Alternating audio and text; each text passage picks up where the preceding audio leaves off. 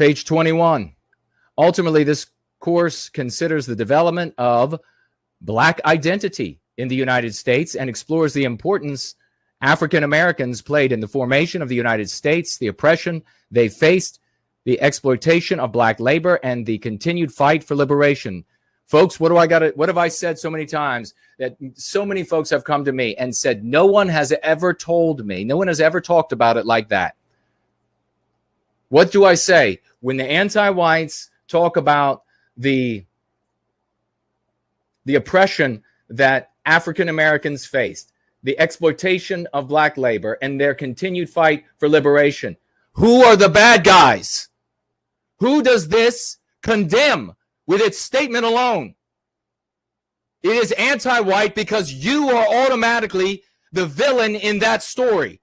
Somebody has to be exploiting their labor. Somebody has to be oppressing them. Somebody has to be responsible for them having to continue to fight for liberation. And that somebody is the white race, Western kind.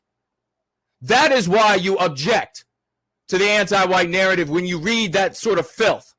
That is what you say to the teachers and principals at your public and private institutions.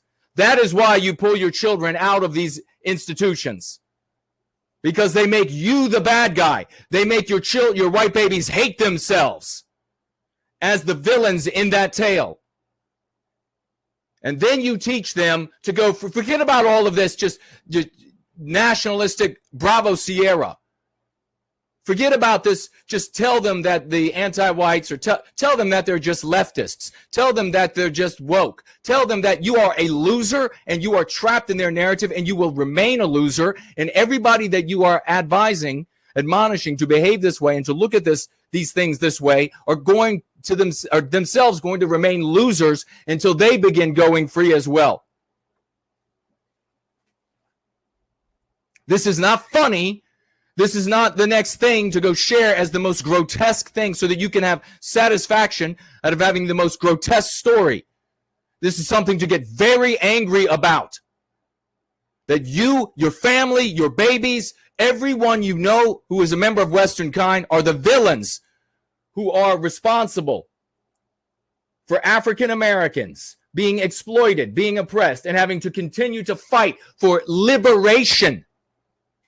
If you live inside that narrative, you are heading for, as swiftly as possible, the South Africanization of the United States that will make South Africa and what they're doing to our brothers and sisters there look like a bed of roses.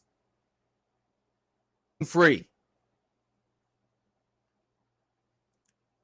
As a wide range of sources, example, literature, court cases, government files, memoirs, art, music, oral histories, and elements of popular culture can be utilized to better understand the experiences of historically disenfranchised groups. Who disenfranchised them?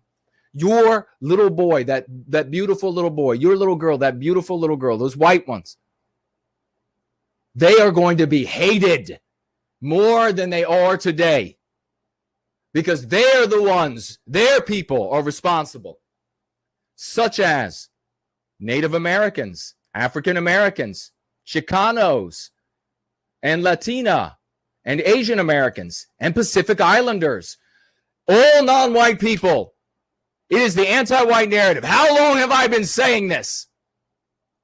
There's one set of so-called victims in the anti-white narrative. It's every non-white person, and one victimizer, every white person.